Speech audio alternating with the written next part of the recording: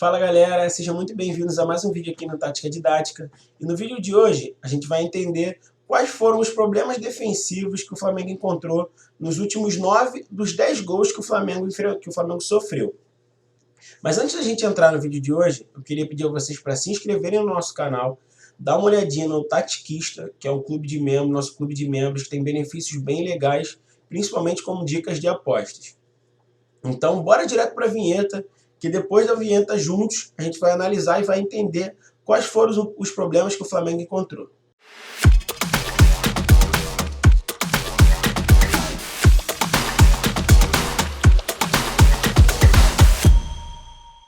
Bom, para a gente começar a falar, primeiro a gente vai usar alguns termos aqui, eu vou explicando para vocês conforme a gente for usando. O Flamengo tem tido uma mecânica de jogo quando o adversário encontra o entre linhas, que é exatamente esse espaço entre as linhas do Flamengo, esse espaço aqui que a gente está vendo onde o jogador do Bragantino está recebendo a bola, que acontece uma inversão. O que acontece? Um dos zagueiros salta a pressão no portador da bola, ou seja, ele vai marcar o portador da bola, que está recebendo a bola, e o volante, que nesse caso aqui é o Ilharão, desce para fazer a recomposição do espaço das costas do adversário. O que acontece com essa movimentação? Na minha opinião, o Flamengo perde um jogador que tem uma mentalidade zonal, que tem uma dificuldade de mentalidade zonal às suas costas, que é o Ilharão, por jogar de volante. Inclusive, quando ele jogou de zagueiro, isso foi uma das suas dificuldades, que era reconhecer o espaço que eles tinham as costas, porque quando joga de volante ele tinha uma proteção e jogando de zagueiro ele não tem essa proteção.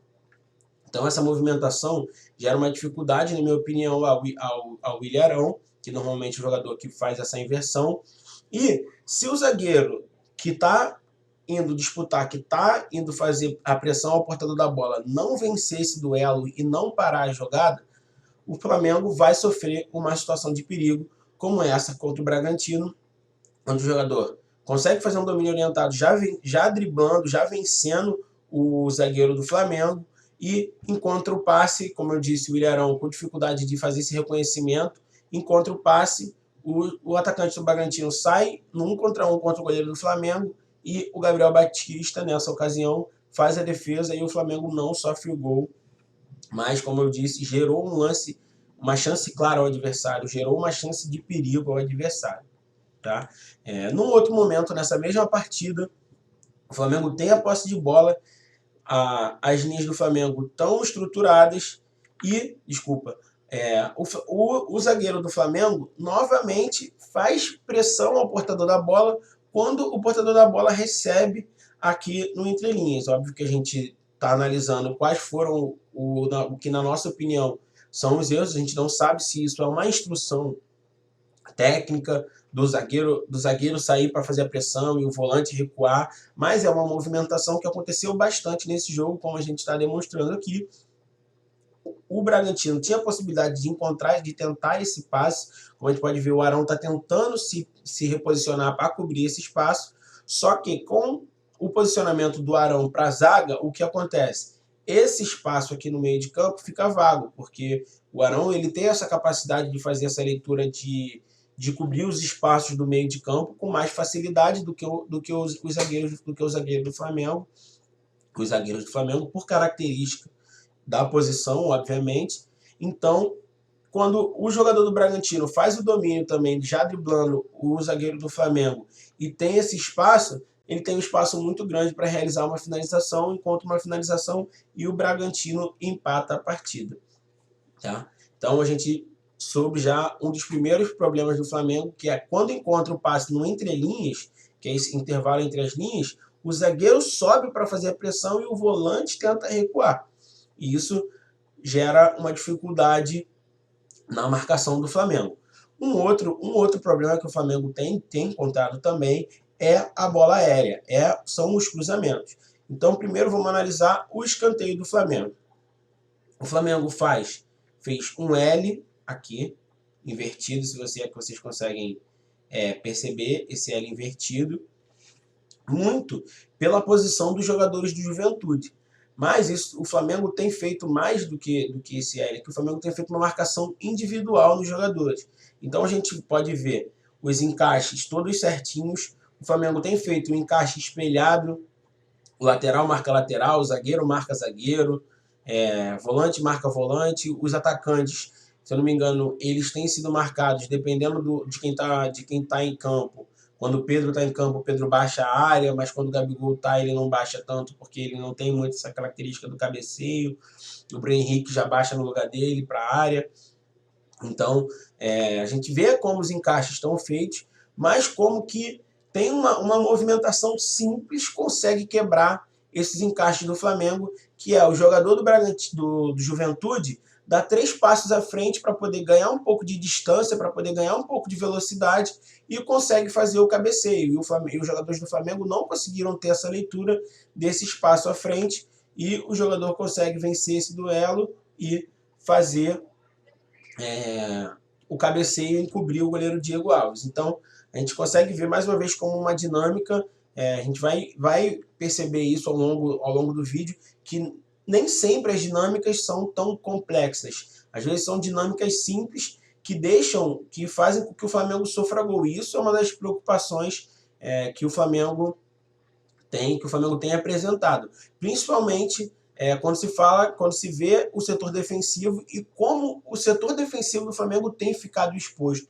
Como os laterais, os zagueiros do Flamengo, que têm recebido crítica, eles têm têm sempre ficado em situações de 1 contra 1. E quando você está em situações de 1 contra 1, contra algum jogador com a bola, algum jogador habilidoso, o defensor ele fica numa situação um pouco desconfortável.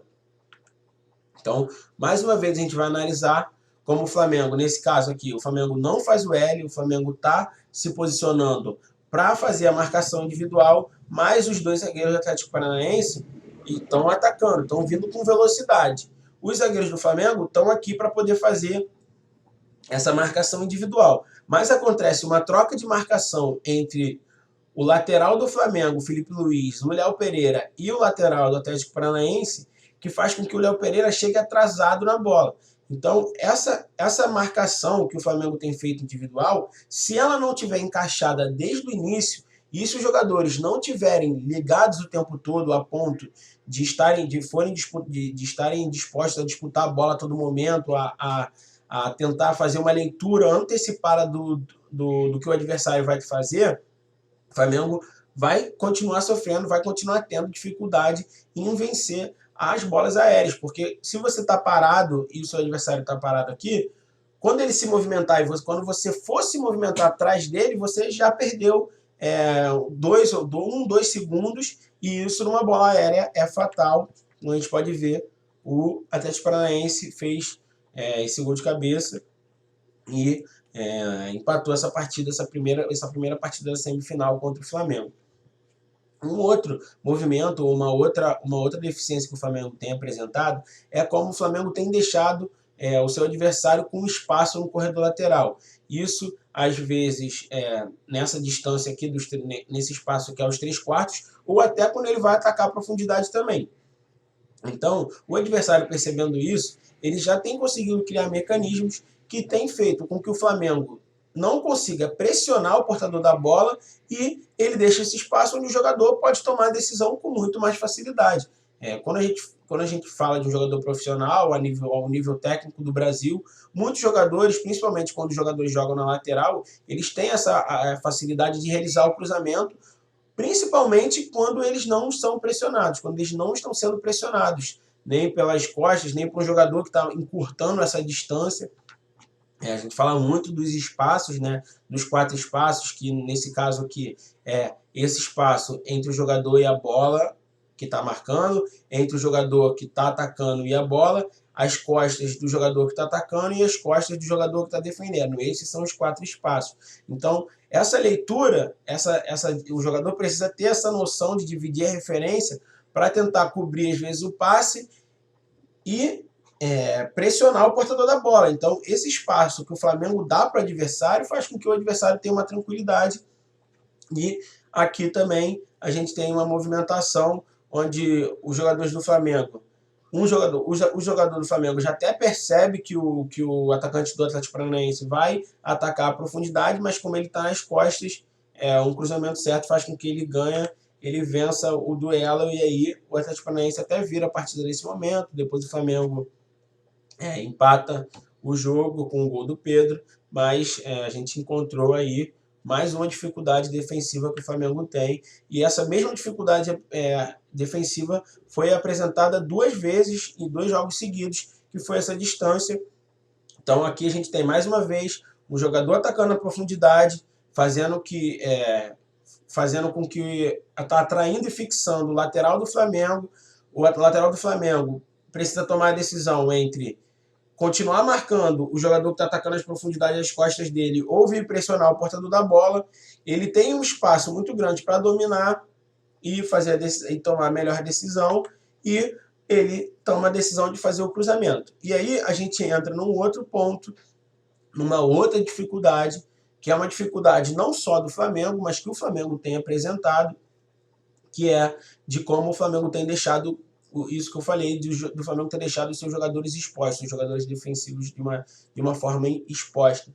E aí você exige deles características, ou você exige deles entendimentos um pouco mais complexos, principalmente o que a gente fala, o que a gente chama na análise de mentalidade zonal, que é você ter a compreensão da distância, da distância que você está da bola, da distância que você está do adversário, seja ele às suas costas, seja ele à sua frente, da distância que você está no seu companheiro, também para esses intervalos não estarem muito grandes, para essas janelas não estarem muito grandes. Então, o Flamengo apresenta essa dificuldade, assim como muitos jogadores no Brasil também apresentam, mas o Flamengo toma o gol também com essa dificuldade.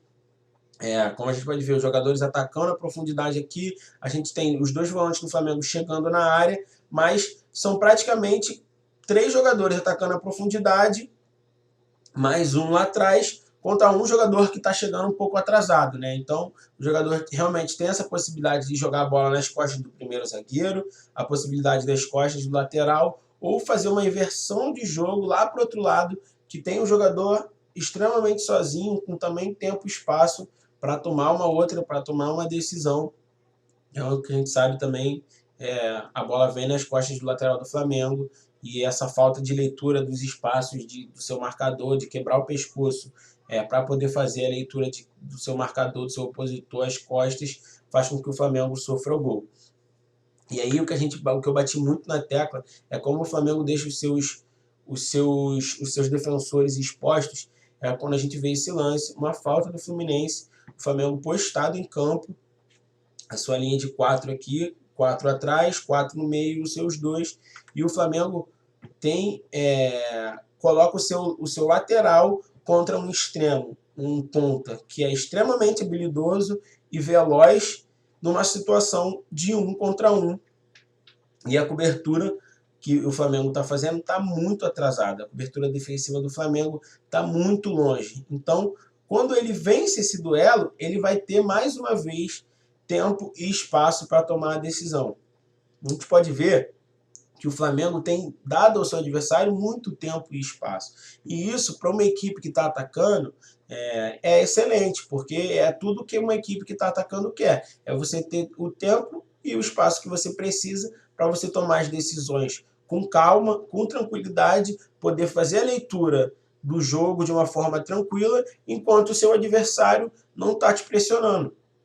Então, quanto mais você pressiona, mais você faz com que os jogadores tomem as decisões rápidas, e você mais exige da capacidade do jogador. E como quando o Flamengo não faz isso, ele está dando liberdade, ele está dando muito espaço ao seu adversário.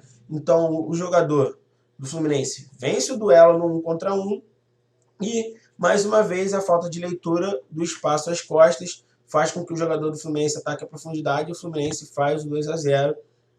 Tá? A gente tem, além disso, o terceiro gol do Fluminense, onde o Fluminense faz uma mecânica de atração do lateral para o atacante atacar esse espaço às costas que o lateral deixa.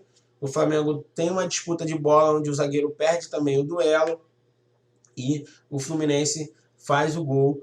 Obviamente, todos os jogos, todo gol sofre de uma falha de duelo, de uma perda, quando alguém perde algum duelo, mas isso tem sido recorrente nos últimos 5 jogos. O Flamengo tomou 10 gols, e a gente está analisando aqui o 8º desses gols. A gente vai analisar o 9º agora. A gente não vai analisar o 10º porque já era uma situação muito adversa, era um contexto muito fora do comum, onde o Flamengo estava jogando um jogo de Copa do Brasil, um jogo eliminatório, estava com um a mais, então já estava bem nos minutos finais do jogo, propriamente dito, já era um resultado muito adverso. Então, essa é uma situação onde a gente não considera muito o padrão.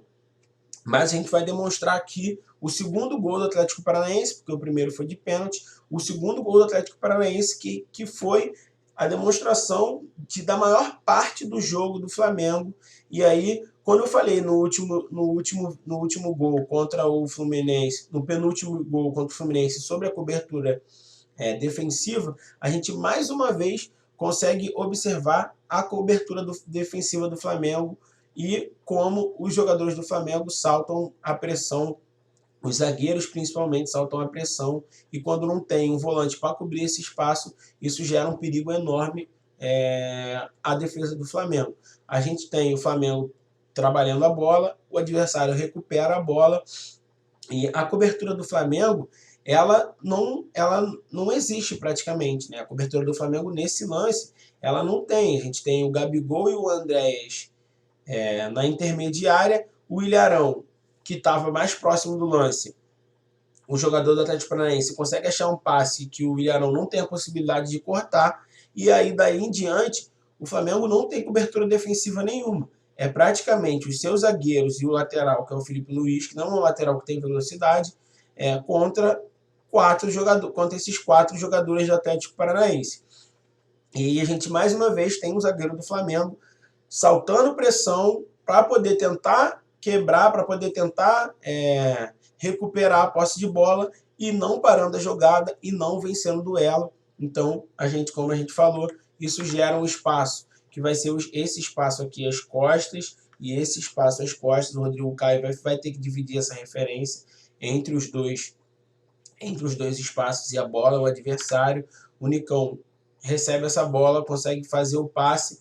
A gente ainda vê que o Flamengo com dificuldade de fazer essa recomposição, o Atlético transitando muito bem e o Flamengo não conseguindo fazer a leitura das linhas, das linhas de passe que precisava fechar, dos espaços que precisava ocupar. Foi uma partida defensivamente também muito ruim do Flamengo, e o Nicão consegue achar uma finalização, e dessa finalização o Atlético Paranaense faz 2-0 no primeiro tempo e praticamente definiu o resultado. Então a gente trabalhou alguns conceitos, enxergou alguns conceitos, mentalidade zonal de zagueiros, dos laterais do Flamengo, os espaços deixados ao ponta e o lateral adversário, principalmente nessa região aqui, que é os 3/4, ou quando ele vai atacar a profundidade. Tempo e espaço, como o Flamengo tem deixado tempo e espaço ao seu adversário, e as movimentações do entrelinhas, sobre quem pressiona, sobre quem cobre o espaço. Esse, na minha opinião, foram os motivos pelos quais o Flamengo tomou esses gols e, inclusive, acabou sendo eliminado da Copa do Brasil. Então, eu fico por aqui, amantes do futebol. Espero que vocês tenham gostado do conteúdo. Não esquece de deixar o like no vídeo, hein? Valeu!